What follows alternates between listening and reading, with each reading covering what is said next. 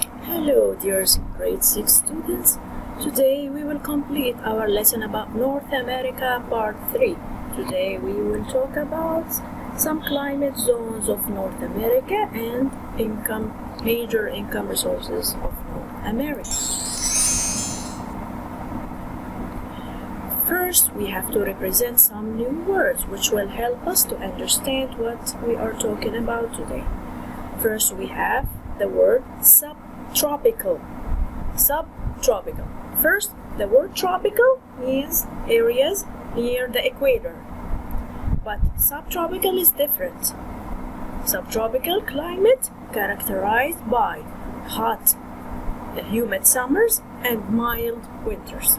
Again, when I say this area has subtropical climate, it means it's hot, humid, has hot, humid summers and mild winters. Now, if I say the word vastness, if I say vastness of land, vastness of North America, it means it's very large area of land. So vastness means very large area of land. Now, subarctic climate. Subarctic, if you remember the word Arctic Ocean, Arctic Circle, these are very cold areas. When I say area near the Arctic Ocean, it's very cold, it's frozen. So the Arctic Circle, anything lays on the Arctic Circle is very cold area. So this area is called subarctic climate. It's in the very north of the Earth, near the Arctic Ocean and the Arctic Circle. Again, subarctic climate means very cold climate near the Arctic Circle. Desert climate. Of course, we know how the desert will be like, the climate in the desert. Hot, dry, with very little rain. Sometimes the desert climate is extreme. It means hot in the day or in the morning and cold at night. But generally we say that desert climate, hot, high temperature, dry, with very little rain. Now, the word income resources. Of course, resources, the natural things that the country has them, or the continent. But income here means what is coming to me, right? The money which is coming because of these resources. So income resources means different ways to get money or to generate money. For example, what are the examples of income resources or the resources that can get us money or generate money? You can say industry, you can say farming, you can say fishing, you can say mining, right? We have so many things. You can say timber. These are examples of income resources. Now, when I say tundra is frozen soil. When I say tundra area, this is an area of very cold weather, very cold climate, and frozen soil. Alright, again, tundra is frozen soil or frozen area in very cold places, which contains unique animals and plants. Of course, has different types of plants and animals because it's a frozen land. Now, that's the map of North America. We will talk now about the climate. First, I will read for you page 11 in the book, and then I will show you the climate areas on the map. Now, the title said in page 11 and page 10 in the book, what are some of the climate zones of North America? Because of the vastness of North America, the climate is very different from one area to area. We said vastness means it's very large area of land. Now, because the area of land of North America is very large, of course, we have different climate areas or different climate zones. Now, let's complete reading. In the far north, means in the very north of the continent, the climate is very cold with snow and ice. Some of the ground is tundra. We said tundra, the frozen soil in very cold areas in the north, or frozen soil throughout the year. So throughout the year, this area of the north is very cold and frozen and has snow and tundra soil. Alright, let's complete reading. In the southeast. Southeast. Here, this area. Remember the area where is highlands? The highlands area here. This is east, but here is southeast. Let's complete reading. In the southeast, the climate is very warm, wet, and humid. Humidity means water vapor in the air, a lot of it. Wet means have rain. This area has rain, and it's very warm. Now, this is the area of southeast. And also, let's say Mexico has the same type. It's very warm, sometimes hot, humid. Alright, Mexico has the same thing like southeast. Now let's go to southwest. Southwest here, this area has deserts, so this is desert climate. Let's complete reading. While in the southwest there are desert climates with high temperature. High temperature means very hot, and very little rain. It means dry. That's it. So southwest here, desert climate, very hot, it means high temperature, dry because it has very little rain. An example of deserts in United States, Mojave Desert, right? Now let's complete reading. In the middle here, this is the middle, so it's in the United States here, but not in the very north of United States, but in the middle here of the United States, this area in the continent, people enjoy the 4 seasons. It means they enjoy winter times, spring, summer, and fall. Now let's go to this chart.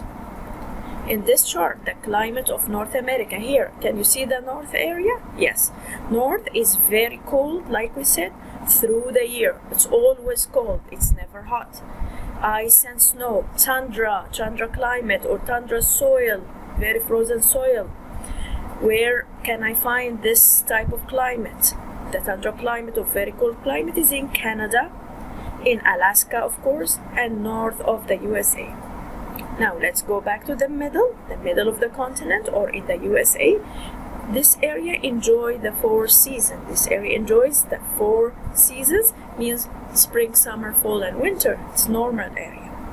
Now let's go to southwest. Southwest here, it's desert climate, hot, dry, with very little rain. You have a lot of deserts. Let's go to southeast area. This is called subtropical. We said subtropical climate. Remember, subtropical means wet climate, wet, humid, very warm through the year. Remember that? So southwest is subtropical. Also, Mexico has subtropical climate, right? So you have southeast and Mexico with subtropical climate. It means hot. You can say hot, or you can say very warm. You can say wet and humid through the year. Alright? So again, the very north, tundra climate, very cold. In the middle, enjoy the 4 seasons. In the southwest, desert climate. In the southeast, subtropical warm climate. Now here, another map of climate areas in North America. In the very north, subarctic or Arctic climate, very frozen, and then very cold. This is all Canada and part of the United States of America in the very north. And then in the middle of the continent, it's cold, or you can say enjoy the 4 seasons. In the west coast, you can say marine climate because it's near to the water or the ocean. And then we have southeast here, subtropical, hot and humid. And of course Mexico here is the same, subtropical. And then southwest is hot and dry. This is what's hot and dry, the yellow area. This is desert climate. Now I have some questions for you before we go to income resources of North America. Why does North America have different types of agriculture? Agriculture means farming, growing plants and raising animals. Why different types of agriculture or different crops? I will tell you, because of the variety of climate, different climate zones, from freezing in the very north to subtropical in the south. Remember? When we talk about the climate of course affects the vegetation or the agriculture and farming.